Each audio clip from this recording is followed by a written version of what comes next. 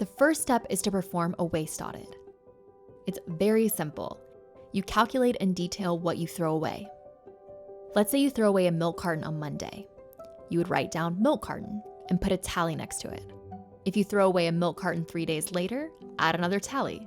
At the end of the week, add it all up and see where you're wasting the most and where you can have the largest impact on your personal household waste.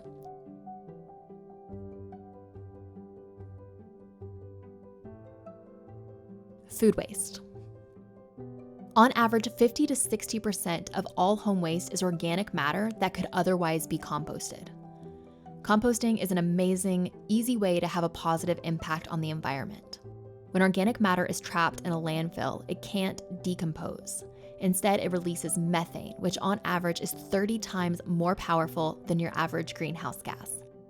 By composting, we can divert more waste from the landfill and emissions from the air.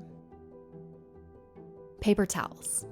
Finding a reusable replacement for paper towels is a simple swap once you actually make it.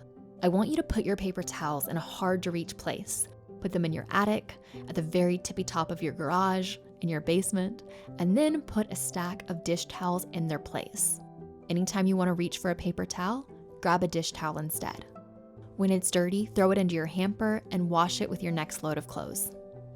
You'll waste far less water and paper, plus you'll be saving a lot of money. Food packaging. You can't avoid all food packaging, but you can be more material mindful and choose items that have a greater chance of being recycled.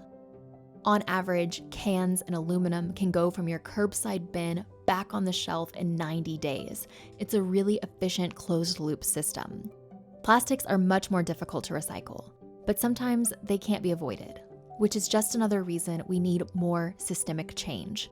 We need manufacturers using more recycled content in their packaging.